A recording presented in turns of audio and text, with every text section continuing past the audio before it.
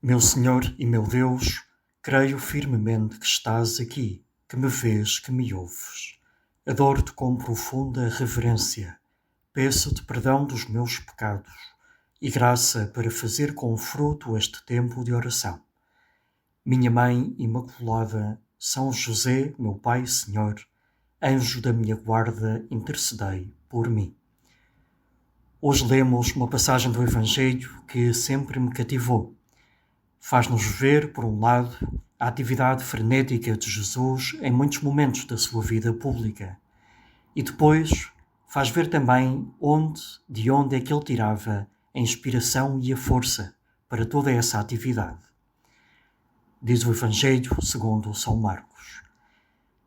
Naquele tempo, Jesus saiu da sinagoga e foi com Tiago e João à casa de Simão e André.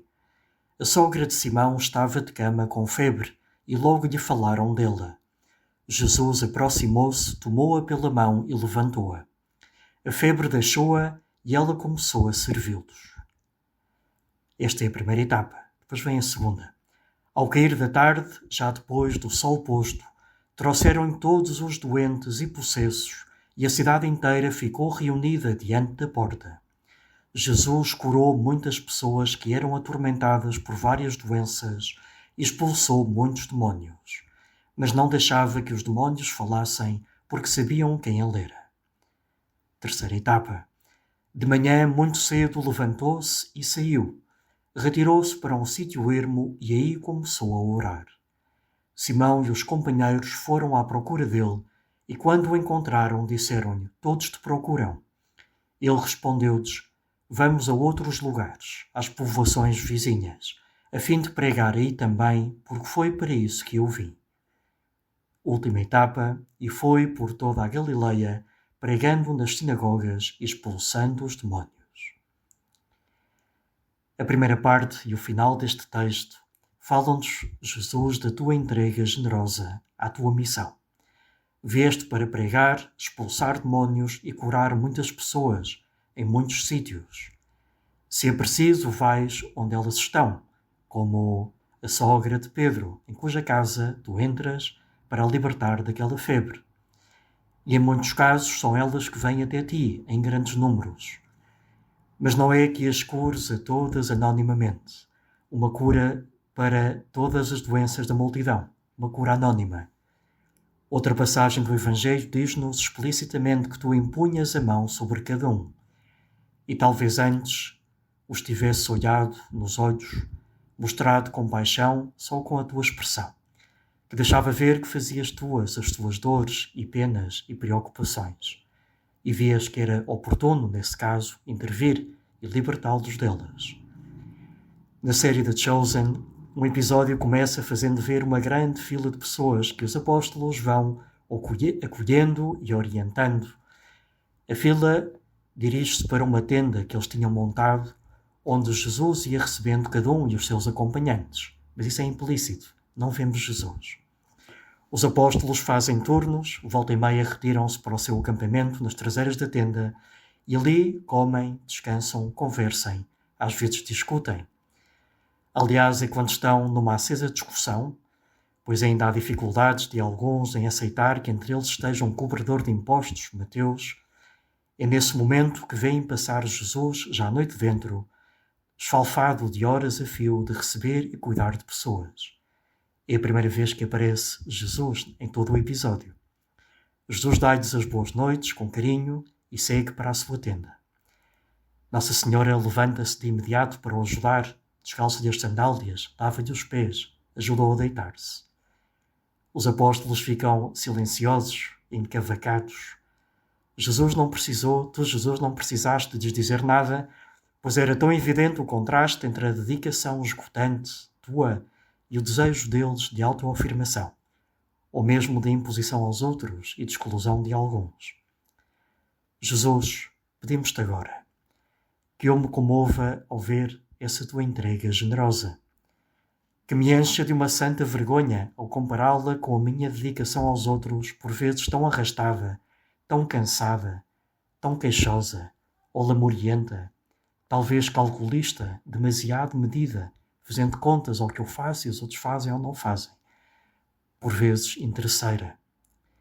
Tu estás a fazer ver e atuar a natureza de Deus. Deus é amor, e amor misericordioso, que desce ao plano de cada um, à sua condição real, também de fragilidade, ou ignorância, ou carência, qualquer tipo de sofrimento.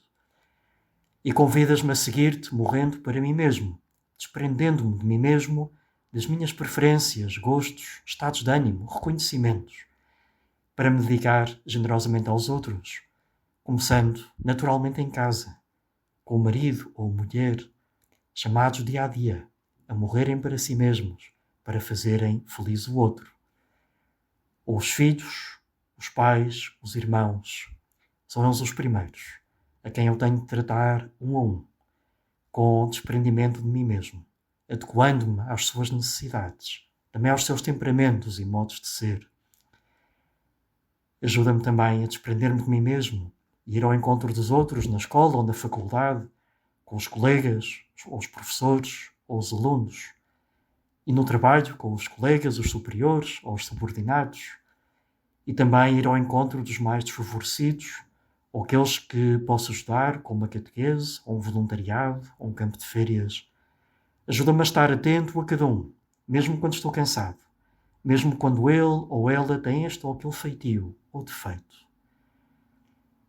Entre um dia de atividade até muito tarde, que te teria deixado esgotado, e um novo dia de pesa ao caminho ao encontro de novas multidões, o que é que acontece, Jesus? Umas poucas horas de sono e muito cedo um tempo de oração individual, num sítio ermo, afastado, silencioso. Era sobretudo aí que carregavas as baterias, como os nossos carros elétricos, à noite. Era aí que dialogavas com o Pai e traçavas o teu plano do dia. A tua inteligência, a tua vontade, a tua alma humana tinha que gastar esse tempo de maior proximidade com o Pai, com a vontade do Pai, que era também uma só com a tua vontade divina. Mas a tua vontade humana tinha também que pensar, tinha que ser ilustrada, iluminada, para então tomar decisões sobre a atividade. Neste caso, eu imagino que foi este tempo de oração que te levou a não te deixares guiar nem pela vaidade, nem pela comodidade, nem pelo sentimentalismo. Tinhas tido êxito no dia anterior. Se ficasses ali, provavelmente continuarias a tê-lo. Devia saber bem ter tanta gente à tua procura, mas tu percebes na oração que deves partir para outro sítio, para outras pessoas. Tal como eu às vezes tenho de dedicar tempo a outras pessoas, mesmo quando me sinto bem ao ser procurado ou estar entre algumas. Por vezes tenho de deixar um grupo de amigos que me apreciam, entre os quais me sinto bem, para estar com outros colegas ou familiares, com os quais a relação não é talvez tão grata, mas que eu devo também cuidar. Por outro lado, seria mais cômodo ficares ali do que partir, pôr-se novamente ao caminho, para ir à próxima povoação, para conhecer novas pessoas, para voltar a ouvir novas histórias, talvez repetitivas. Mas tu lanças-te ao caminho porque era noutro sítio que a tua missão te chamava nesse dia. Por outro lado, tu amavas todas e cada uma das pessoas, por isso também aquelas que naquela manhã, naquele local, te procuravam. Mas o Pai pediu-te o desprendimento desse sentimento. E a caridade verdadeira passava nesse momento por ir em busca de outros. Como eu também, Jesus, na relação com os outros, não é deixar-me guiar meramente por sentimentos. E também no tempo que dedico às minhas tarefas. Não é de procurar, em primeiro lugar, aquelas que me são mais gratas ou agradáveis, mas aquelas que é a minha responsabilidade fazer nessa altura. Não empurrar com a barriga, como por vezes dizemos. Pois tudo isto veio da tua oração de madrugada num sítio ermo. Que eu aprenda também, Jesus, a procurar momentos de intimidade contigo, em silêncio e afastado, ao menos interiormente, das preocupações e tarefas habituais. Se puder ser, logo de manhã, para traçar também o meu dia, procurando adequar-me à tua vontade e não meramente à minha. Para, então sim, me dedicar com o melhor das minhas energias às tarefas que tu me propões em cada dia e em cada época da vida. Minha mãe, tu que ias também, certamente dedicando tempos à oração. E além disso, à medida que o dia ia decorrendo, como nos diz o Evangelho mais de uma vez, tu ias ponderando no teu coração o que acontecia, para captares o que Deus te queria dizer, onde é que era chamada a estar, o que era chamada a fazer e a dizer, a omitir ou a calar. Ajuda-me também eu, minha mãe, a aprender de todo este episódio tão bonito da vida do teu Filho, Jesus e meu Senhor. Dou-te graças, meu Deus, pelos bons propósitos, afetos e inspirações que me comunicaste nesta meditação. Peço-te ajuda para os pôr em prática. Minha Mãe Imaculada, São José, meu Pai, Senhor, anjos da minha guarda, intercedei por mim.